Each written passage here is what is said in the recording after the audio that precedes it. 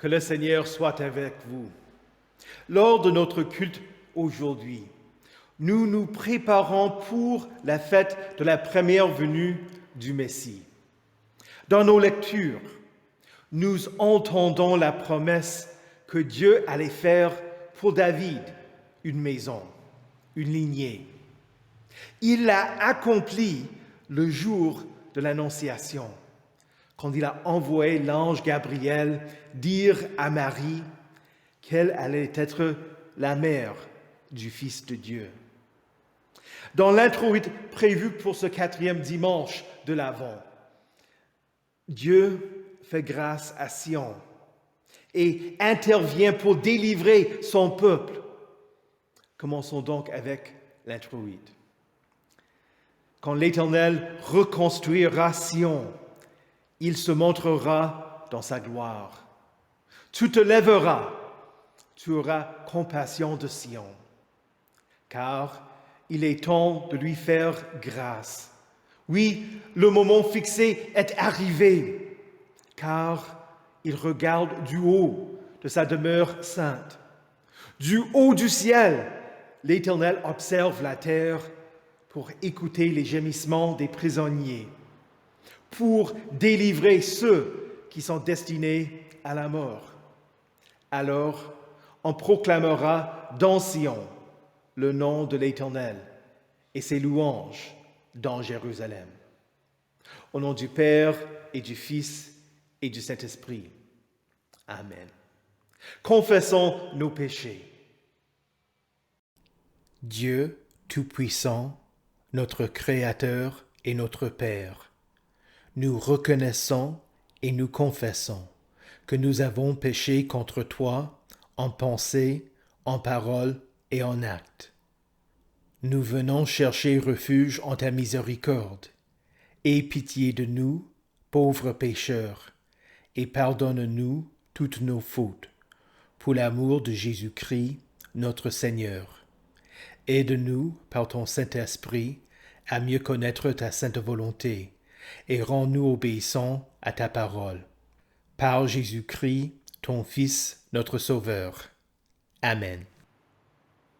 Dans sa miséricorde, le Dieu Tout-Puissant a livré son Fils unique à la mort pour vous. En son nom, il vous pardonne toutes vos fautes. À ceux qui croient en Jésus-Christ, il donne le droit de devenir enfants de Dieu et leur donne son Saint-Esprit. Que Dieu, qui a commencé cette bonne œuvre en nous, la poursuive jusqu'à son terme, jusqu'au jour de notre Seigneur Jésus-Christ. Amen. Prions le Seigneur. Réveille ta puissance et viens, Seigneur. Donne-nous le secours de ta force infinie. Dans ta grâce et ta compassion, hâte la venue du royaume que retardent nos péchés. Toi qui vis et règnes avec le Père et le Saint-Esprit, un seul Dieu, maintenant et pour les siècles des siècles. Amen. La lecture de l'Ancien Testament pour ce 4e dimanche de l'Avent se trouve en 2 Samuel au chapitre 7. Annonce maintenant à mon serviteur David. Voici ce que dit l'Éternel, le Maître de l'univers. Je t'ai pris au pâturage derrière les brebis, pour que tu sois chef sur mon peuple, sur Israël. Je t'ai accompagné partout où tu as marché.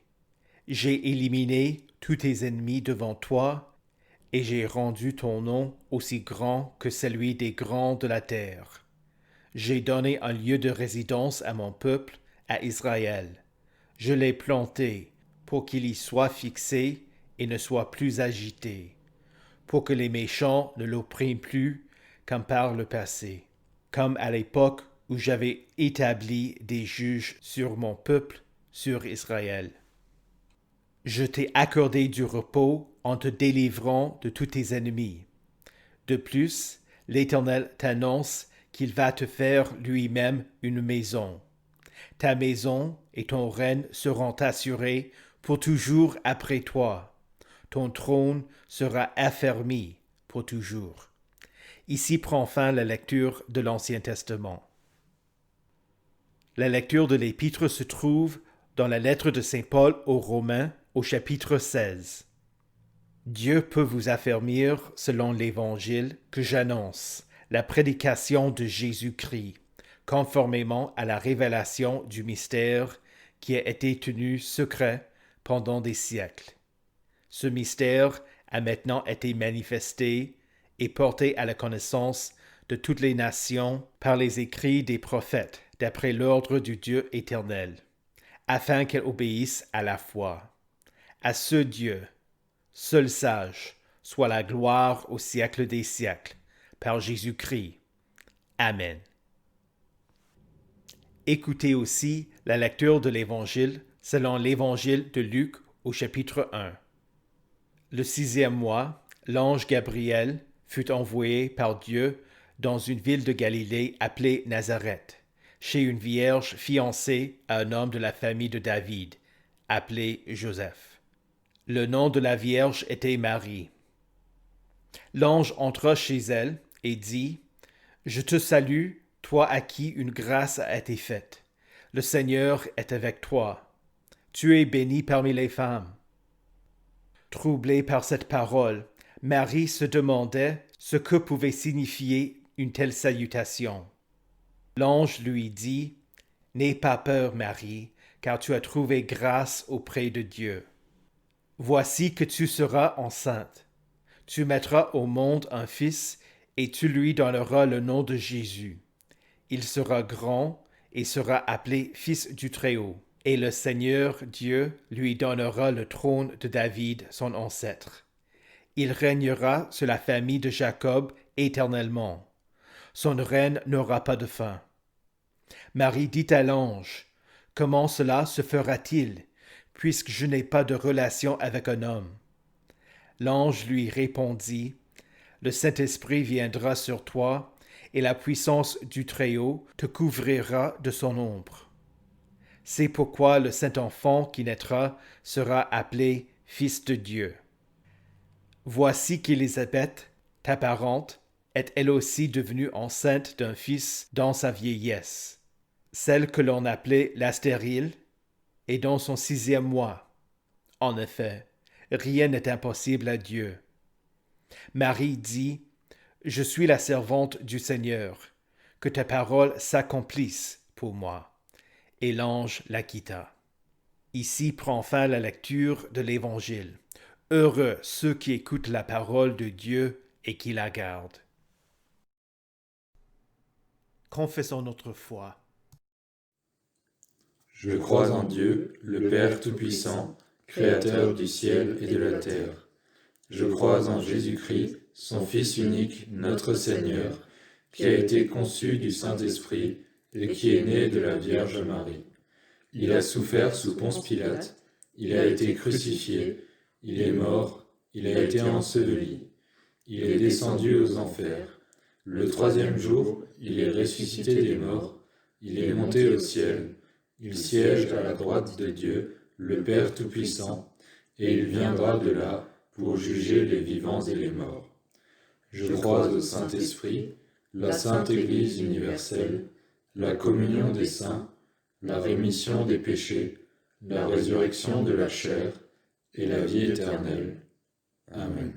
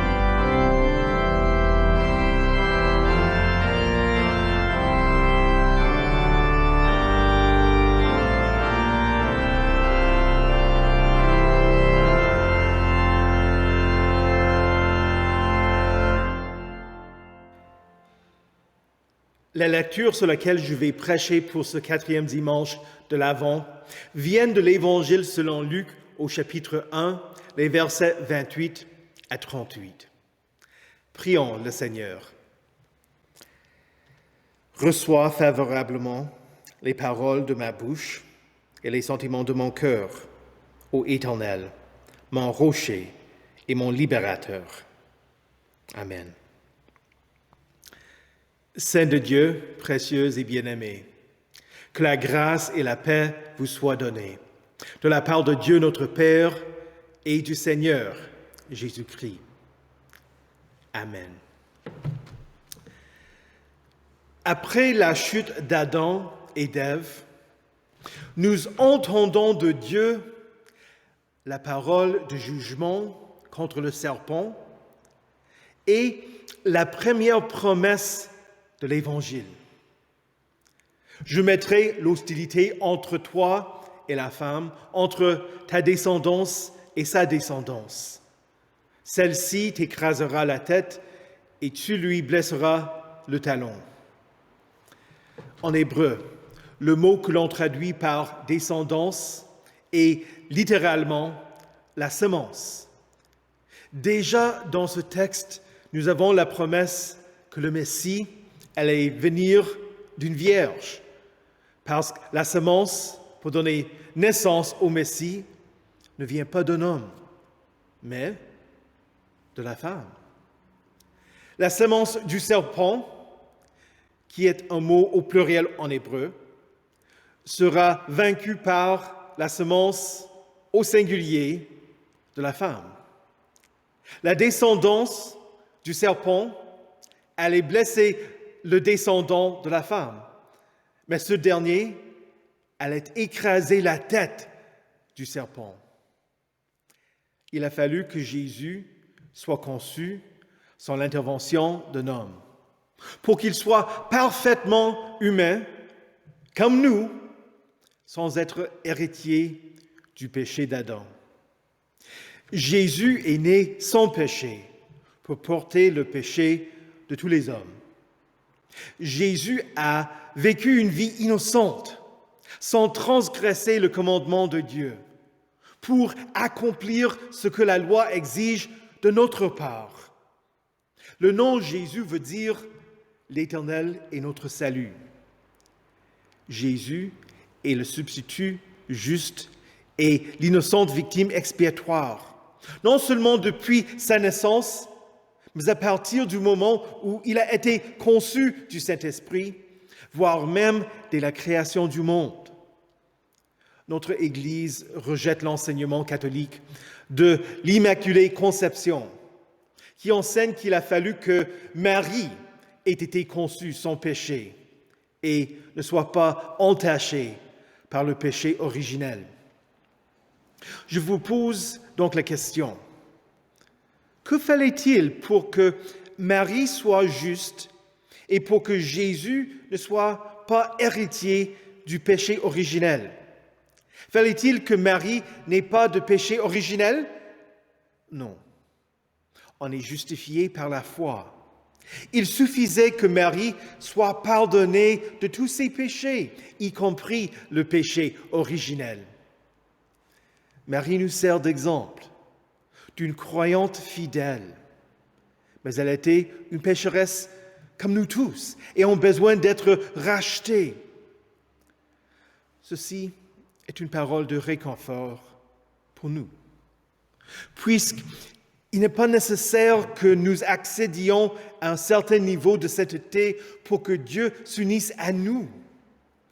Le pardon de Jésus pour Marie, par lequel elle a été pardonnée de tous ses péchés et de sa nature pécheresse, est le même pardon par lequel Dieu nous justifie, nous aussi.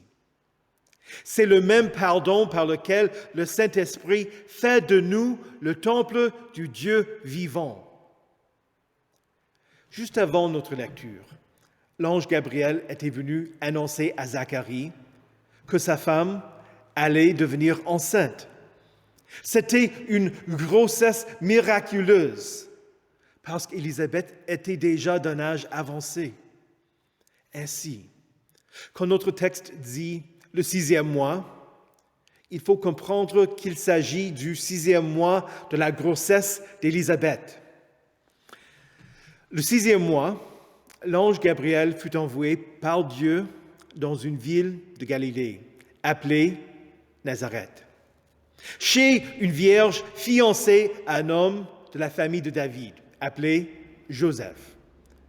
Le nom de la vierge était Marie. Luc dit 2 fois que Marie était vierge. La première fois, il dit qu'elle était fiancée à un homme de la famille de David, appelé Joseph. Il faut comprendre qu'ils étaient déjà légalement reconnus comme étant mari et femme, mais qu'ils n'avaient pas encore habité ensemble et qu'ils n'étaient pas encore une seule chair. Gabriel vint donc chez Marie pour annoncer une grossesse encore plus miraculeuse que celle d'Élisabeth. L'ange entra chez elle et dit « Je te salue, toi à qui une grâce a été faite. Le Seigneur est avec toi. » Dans un autre sermon, il n'y a pas trop longtemps, je vous ai dit que le mot grec que l'on traduit par « je te salue » peut également être traduit par le mot « réjouis-toi ». Ce mot fait référence au salut, à l'œuvre de Dieu pour sauver les pécheurs. Par le pardon de Dieu, sa grâce, sa faveur et sa présence devaient être pour Marie une source de joie. Gabriel lui dit « Tu es bénie parmi les femmes. » C'était un privilège qu'elle soit choisie pour donner naissance au Fils de Dieu. Combien de femmes auraient voulu être celle à travers laquelle Dieu mettrait au monde le Messie? Mais c'était Marie, non pas à cause de ses vertus, mais à cause de la grâce de Dieu envers elle. Marie, ayant entendu la salutation de Gabriel, fut troublée par sa parole. Elle ne comprit pas le sens de son message. Il lui annonça « N'aie pas peur, Marie, car tu as trouvé grâce auprès de Dieu. » Gabriel répéta que Dieu lui faisait grâce. « Voici que tu seras enceinte. Tu mettras au monde un fils et tu lui donneras le nom de Jésus. Il sera grand et sera appelé Fils du Très-Haut. Et le Seigneur Dieu lui donnera le trône de David, son ancêtre. Il régnera sur la famille de Jacob éternellement. Son règne n'aura pas de fin. » La grâce de Dieu envers Marie, envers nous tous, vient à travers le Fils qu'elle allait mettre au monde. Bien qu'elle soit une vierge, Marie n'était pas folle. Elle savait comment Dieu crée la vie à travers l'union d'un homme et d'une femme. Elle demanda « Comment cela se fera-t-il, puisque je n'ai pas de relation avec un homme ?» Mais cette grossesse n'allait ressembler à aucune autre. Nous reconnaissons que Dieu, à travers sa parole, peut créer à partir de rien. C'est la manière dont il a créé l'univers. Luther a dit que Marie entendit la parole de l'ange et crut, et donc que c'était à travers l'oreille qu'elle a conçu l'enfant. Pour répondre à la question « Comment ?», il faut se contenter de la réponse offerte par Gabriel. Le Saint-Esprit viendra sur toi et la puissance du Très-Haut te couvrira de son ombre. C'est pourquoi le saint enfant qui naîtra sera appelé Fils de Dieu. Le Messie allait être vrai homme, et donc, de même qu'il prit d'une des côtes d'Adam et forma la femme, Dieu forme un corps pour son Fils à partir de Marie. Dans la lettre aux Hébreux, l'auteur cite la traduction grecque du psaume 40. En entrant dans le monde, Christ dit, « Tu n'as voulu ni sacrifice ni offrande, mais tu m'as formé un corps. Tu n'as pas accepté ni holocauste ni sacrifice pour le péché. Alors j'ai dit, me voici, je viens. » Dans le rouleau du livre, il est écrit à mon sujet, pour faire, ô Dieu, ta volonté. Pour toi, cher saint, une grâce a été faite. Le Seigneur est aussi avec toi. Tu es béni de Dieu. Christ est venu pour accomplir ce qui avait été écrit à son sujet. Jésus a réalisé la volonté du Père. Le chemin vers la croix commença déjà quand le corps de Christ se forma dans le ventre de Marie. Les sacrifices, les holocaustes et les offrandes de l'Ancien Testament ne plaisaient pas à l'Éternel. Quoi que tu fasses dans l'espérance d'expier tes péchés, tes offrandes, tes bonnes œuvres, tes actes de pénitence, tes fruits de foi, ils n'accomplissent pas l'objectif d'un salut mérité. Ce qui plut à l'Éternel était l'obéissance de son Fils unique. Il était le seul sacrifice qui puisse apaiser la colère de Dieu contre le péché. Sur la croix, Jésus écrasa la tête de la descendance du serpent. Réjouis-toi, tu es pardonné. Et ton seul espoir vient de cet enfant qui est Dieu fait homme dans le ventre de la Vierge. Tu es pardonné pour ta nature pécheresse. Tu es pardonné pour ton incrédulité. Tu es pardonné pour chaque pensée, chaque parole, chaque acte rebelle. Tu es pardonné de ne pas avoir fait ce que Dieu t'a appelé à faire. Tu es pardonné, point barre. À toi, une grâce a été faite. Le Seigneur est avec toi. Pour fournir la preuve à Marie de ce qu'elle avait entendu, Gabriel lui dit, « Voici qu'Élisabeth, ta parente, est elle aussi devenue enceinte d'un fils dans sa vieillesse. Celle que l'on appelait la stérile est dans son 6e mois. En effet, rien n'est impossible à Dieu. » Marie répondit, montrant qu'elle avait foi en parole. Elle dit, « Je suis la servante du Seigneur, que ta parole s'accomplisse pour moi. » Quand elle se rendit chez Zacharie et Élisabeth, Marie leur dit, « Mon esprit se réjouit en Dieu, mon Sauveur. » Elle ne parlait pas du Dieu au ciel, mais du Dieu qui était dans son ventre. Cher chrétien, tu es un servant du Seigneur. Que sa parole s'accomplisse pour toi. Que ton esprit se réjouisse en Dieu, ton Sauveur. Au nom de Jésus. Amen.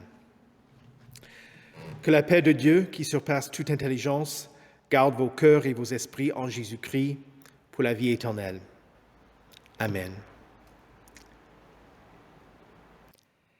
Prions pour nos frères et sœurs en Christ, ainsi que pour ce monde. Chaque demande conclura avec les mots « Seigneur, dans ta miséricorde, je vous invite à répondre, écoute notre prière. » Ô Dieu, ton serviteur David a voulu bâtir pour toi une maison, mais tu lui as répondu que tu ferais pour lui une maison. Que nos lieux de culte te glorifient. Que l'enseignement dans ces bâtiments soit fondé sur Jésus-Christ, la pierre angulaire, et fasse de ton peuple le temple du Saint-Esprit. Seigneur, dans ta miséricorde, écoute notre prière. Ô Dieu, tu es la source de toute beauté. Nous te sommes reconnaissants pour les artistes et leurs œuvres, que leur travail te glorifie et aide les gens à augmenter la foi. En particulier, nous te prions pour que tu bénisses ceux qui écrivent des paroles, composent des chants et jouent avec des instruments, pour que nous nous instruisions et nous nous avertissions les uns les autres en toute sagesse par des psaumes, par des hymnes, par des cantiques spirituels.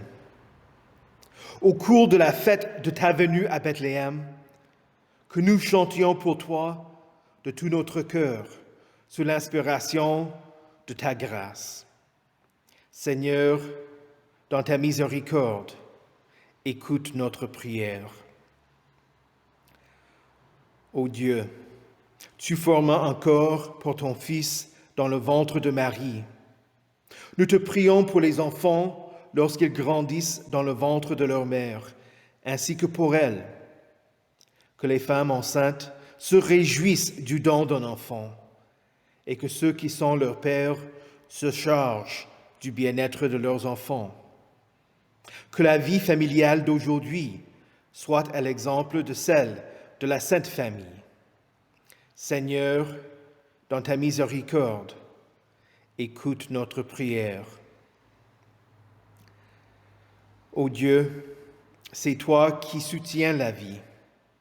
Ton Fils est intervenu pour des malades en faisant des miracles. Nous te prions pour les médecins, les infirmiers, le personnel des centres hospitaliers et des laboratoires, et pour toute autre personne qui intervient auprès des personnes malades. Nous te sommes reconnaissants que nous allons pouvoir accéder prochainement au vaccin contre la COVID. En particulier, nous intercédons pour des personnes malades que nous connaissons, ceux pour qui nous prions dans nos prières personnelles et ceux qui souffrent. Selon ta volonté, guéris-les, mais si cela n'est pas ta volonté, produis en eux la confiance en toi et rassure-les par ta présence en dépit des difficultés, dans l'espérance d'une guérison totale dans ton royaume qui n'aura pas de fin. Seigneur, dans ta miséricorde, écoute notre prière. Ô Dieu, tu envoies l'ange Gabriel pour annoncer le salut à Marie et lui dire la bonne nouvelle de l'incarnation de ton Fils. Envoie toujours des prédicateurs fidèles pour faire connaître la bonne nouvelle du salut à ceux qui ne la connaissent pas, ceux qui ont des doutes et ceux qui se posent des questions. Que la parole réponde à leurs questions pour qu'ils ne soient pas incrédules, mais croient. Seigneur, dans ta miséricorde, écoute notre prière. Que nos prières soient devant toi comme de l'encens, et nos mains tendues vers toi comme l'offrande du soir. Entre tes mains, nous nous confions nous-mêmes, nos bien-aimés et le monde, par ton Fils Jésus, qui nous a enseigné à prier. Notre Père, qui es aux cieux, que ton nom soit sanctifié, que ton règne vienne, que ta volonté soit faite sur la terre comme au ciel. Donne-nous aujourd'hui notre pain de ce jour. Pardonne-nous nos offenses, comme nous pardonnons aussi à ceux qui nous ont offensés. Et ne nous laisse pas entrer en tentation, mais délivre-nous du mal. Car c'est à toi qu'appartiennent le règne, la puissance et la gloire, au siècle des siècles. Amen. Recevez la bénédiction de l'Éternel. Que le Seigneur vous bénisse et vous garde.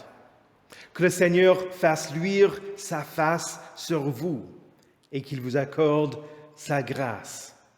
Que le Seigneur tourne son visage vers vous et vous donne sa paix. Amen.